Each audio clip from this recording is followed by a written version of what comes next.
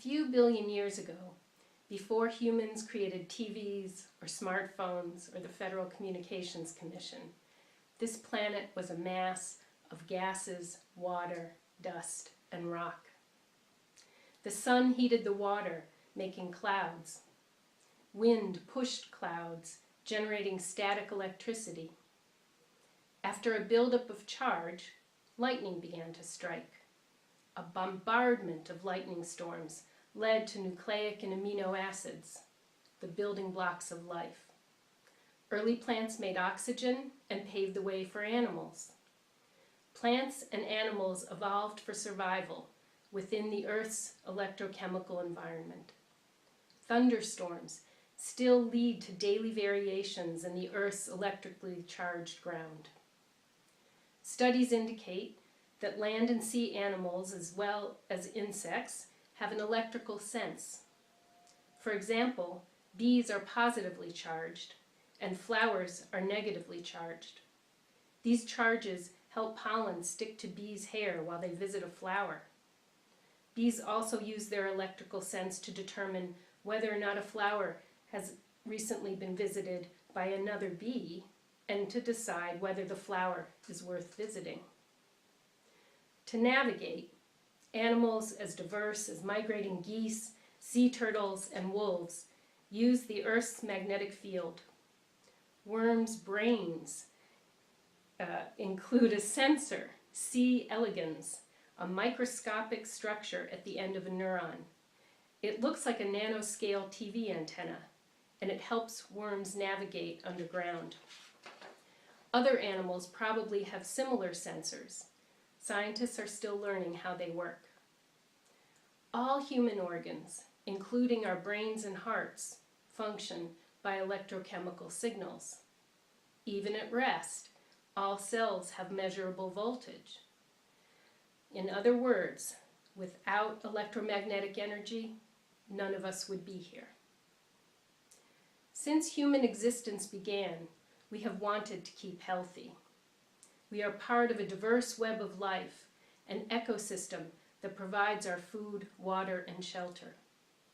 In 535 AD, the Romans declared that resources like the air, running water, the sea, and the shores of the sea should be protected for the benefit of all. The philosopher David Abrams reports that in many indigenous cultures, when even one person acquires a disease, traditional medicine people aim to restore balance between the village and the living land. The medicine person's primary allegiance is not to the villagers, but to the earthly web of relations in which that community is embedded. Early humans learned that health requires periodic rest. A rabbi once told me that by honoring the Sabbath, the other 9 commandments would take care of themselves. In Hebrew, Shabbat means not to interfere with nature. You've got to rest on Shabbat. You can't work. You can't light a fire, touch money, answer a phone, or turn on an electric switch. Many cultures encourage quieting the mind. They encourage us to collaborate with nature, not to control it, since we are nature, and nature is part of us. We learn which plants can heal and which can poison. We recognize that excesses of anything can harm. High doses of electrical energy, like from lightning or an electric chair, can harm or kill, and we act protectively around such power. On observing an illness, the ancient Greeks clarified that the physician's mandate is to first do no harm. The herbalist Susan Weed writes that traditionally, symptoms of disease are not enemies to be destroyed. They're cherished messengers who encourage us to take good care of ourselves. In 1998, scientists, farmers, and breast cancer action groups created the precautionary principle, which advocates not waiting for absolute proof of a given product's dangers. People may assume that a product is safe when it does not cause immediate, noticeable adverse reactions. However, Pesticides, asbestos, cigarettes, pharmaceuticals, and electronics can cause harm when used over time or in combination. To act in a precautionary way, if there's a reasonable suspicion of a product's dangers and safer alternatives are available, just don't use the suspicious product. With clear guidelines for health and respect for nature, most species, including humanity, survived. We had problems, of course. We've harvested some plants and hunted some animals to extinction or near extinction. We've overfished. Sometimes we've raped and enslaved each other. We've pillaged land. We sometimes had more children than we could properly nourish. And still, until the 20th century, most ecosystems kept relatively stable.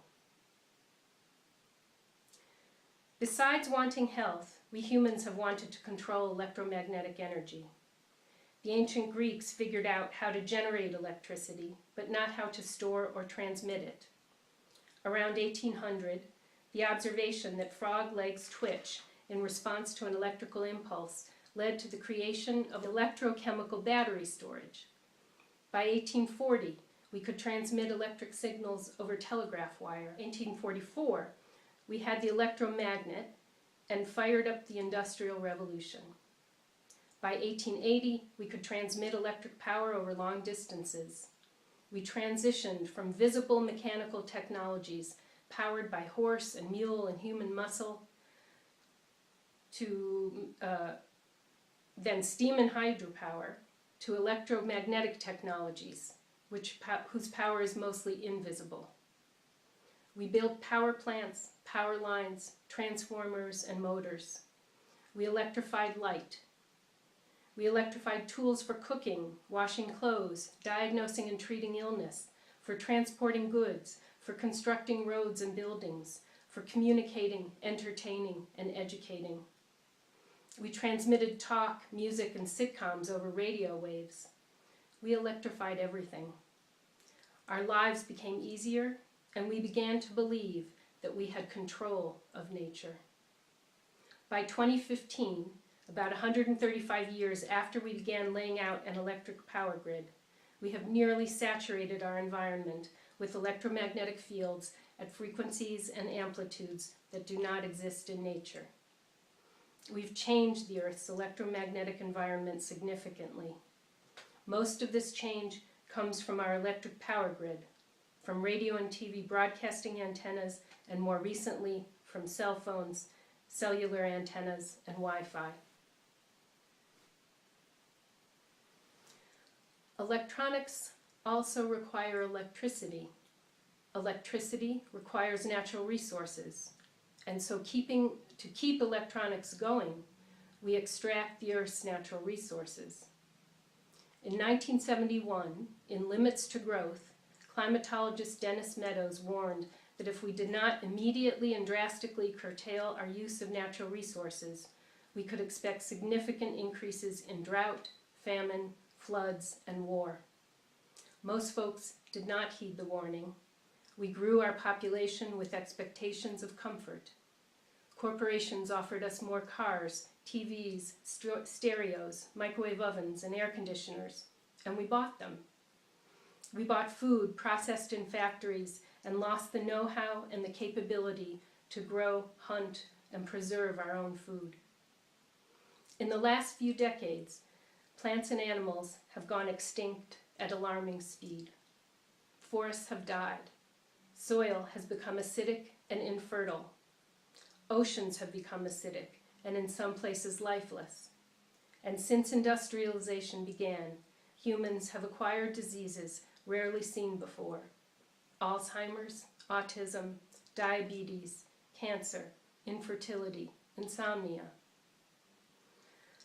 Let's call first do no harm and rest every 7 days two examples of traditional practices that discourage excess and harm. What modern regulations accompanied the introduction of electronics to our ecosystem? Let's start in 1934, when Congress established the Federal Communications Commission. The FCC encouraged us to invent and market electronics as long as they don't create harmful interference. The engineers defined harmful interference as anything that interferes with existing radio or TV broadcasts. The definition now includes interference with cellular or internet services. It has never included biological harm. In 1969, inspired by Rachel Carson's Silent Spring, which illuminated the hazards of pesticides, Congress established the Environmental Protection Agency, the EPA. Quickly, a division formed to study the effects of electromagnetic radiation, EMR, on health and wildlife. By the late 1980s, this division employed 36 full-time people. The EPA is still authorized to study EMR exposure's effects on health and the environment. Since 1995, Congress has allotted it a budget of $0. Likewise, the Food and Drug Administration has the authority to regulate EMR emissions from power lines, electric clock radios, and all other electronics. But Congress gives FDA no budget to do so. In 1996, Congress passed the Telecommunications Act. Its Section 704 prohibits municipalities from considering health or environmental concerns whenever a telecom corporation requests a permit to install a cell tower. Few of us notice these laws, which effectively ban self-governance regarding telecommunications and ban consideration of the public health and our environment. Corporations deployed cell towers and broadband wireless infrastructure. They offered us computers, then mobile phones, then tablets, and we bought them. Intimate with virtual reality, we came to believe that we cannot function without electronics. How do wildlife respond to exposure to electromagnetic radiation emitted by electronics? Exposure to man-made EMR can increase or decrease growth rates of plants and fungi. Exposure to radio frequency signals can induce plants to produce more layers of growth, affect root cell structure, and induce stress response, causing biochemical changes. British biologist Dr. Andrew Goldsworthy reports trees are now dying mysteriously from a variety of diseases in urban areas all over Europe. Many have cancer-like growths under the bark. The bark may also split so that the underlying tissues become infected. These conditions can be explained as a result of exposure to lower radio frequency fields from mobile phones, their base stations, Wi-Fi, and similar sources of lower-level non-ionizing radiation. In the Netherlands, in 2005, 10% of urban ash trees had radiation sickness, including a lead-like shine on their leaves, indicating the leaves' oncoming death. By 2010, 70% of ash trees suffered radiation sickness. Also in 2010, Spanish biologist Alfonso Balmori studied a common frog habitat 140 meters, about 450 feet, from a cell tower. He placed metal screens, shields, around some frogs. 2 months later, frogs require 2 months to develop from the egg phase to the advanced stage of tadpole. The shielded frogs had a mortality of 4.2%. The unshielded frogs had a mortality of 90%. Balmori also studied the white stork, a bird species that often lives in urban areas. He found that 40% of white stork nests within 200 meters of a cellular antenna had no chicks, while only 3.3% of nests further than 300 meters from antennas had no chicks. Also, near antennas, white stork pairs frequently fought for sticks. Their sticks fell to the ground while they tried to build nests. The nests did not get built, and hatched white stork chicks frequently died. When Swedish researchers exposed an ant colony to a mobile phone on standby, the ants left their nest immediately, took their eggs, larvae, and nymphs, and relocated far from the phone. Once the phone was removed, the ants returned to their original location. After 30 minutes of exposure to a Wi-Fi router, ants changed speed and foraging behavior. It took 6 to 8 hours to resume normal foraging.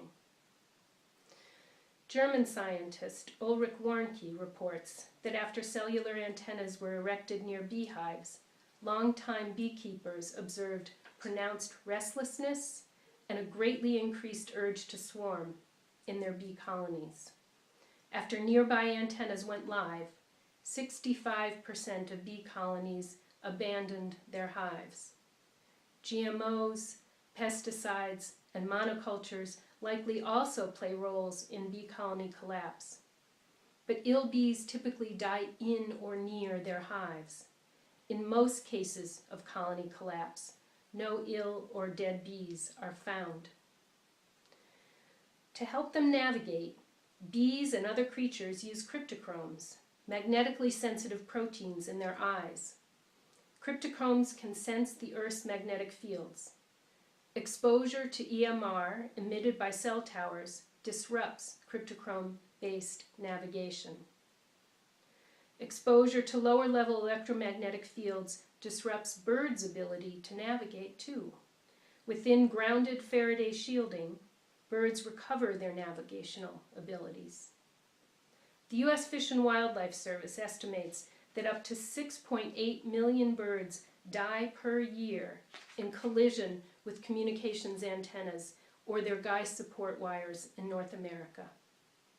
In 2014, the Department of the Interior challenged the FCC because it allows cell towers to emit more electromagnetic radiation than the Fish and Wildlife Service considers safe, and because these emissions kill migratory birds.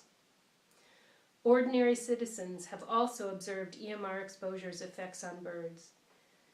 In Renton, Washington, a retired civil engineer observed that after wireless water meters were installed in his neighborhood in 2012, the bird feeder in his yard stayed full. This man had spent $30 per month on birdseed for years. His neighbors also noticed that after the transmitting water meters were installed, birds that had frequented their yard, which is beside a greenbelt, disappeared. Since the operation of mobile phones require cell towers just about everywhere, and cellular antennas appear to harm wildlife, we might conclude that using a mobile phone threatens our ecosystem's biodiversity. We should also consider electronics' use of energy, and thereby their effect on climate change. My talk today is being recorded on an iPhone and delivered by way of the World Wide Web. The internet requires data storage, and storage requires data centers. Data centers require air conditioning. Air conditioning requires electricity and water. According to Greenpeace, if data centers were a country, they'd rank 5th in use of energy. In 2012, the New York Times reported that data centers require the equivalent of 30 nuclear power plants. Community rights leader Jane Ann Morris estimated in 2012 that if 8 billion people would pedal for 6 hours per day, then we could power the internet by bike generators. Of course, this info about data centers says nothing of each user's mobile phone or computer, the tin, lithium, coltan, and other raw materials required to manufacture them, the energy required to ship, charge, operate, and discard them. We do have one federal agency stepping up to the plate. In 2014, in response to FirstNet, which is a nationwide broadcast system for first responders, U.S. Fish and Wildlife recommended that the system comply with its guidelines and address potential impacts on birds from non-ionizing electromagnetic radiation emitted by FirstNet's antennas. Essentially, Fish and Wildlife asserted that antenna placement affects bird habitat and migration. The agency has standards that protect birds. FirstNet conflicts with Fish and Wildlife standards. We also have a promising lawsuit on behalf of children's rights to a healthy ecosystem, the Atmospheric Trust litigation. Brought about by U.S. youth, this campaign aims to force emissions reductions within the limited time remaining before the planet crosses critical climate thresholds. It aims to protect the Earth for children's future.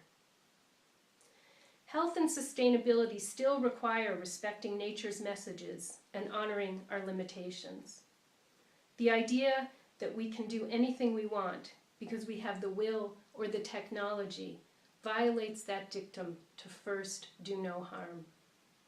We need to acknowledge that we've gained electronic convenience at the cost of wildlife health and natural resources. I am so humbled by our situation, by my own dependence on telecom and utility corporations, by the question, what is the precautionary way to proceed? We could pause.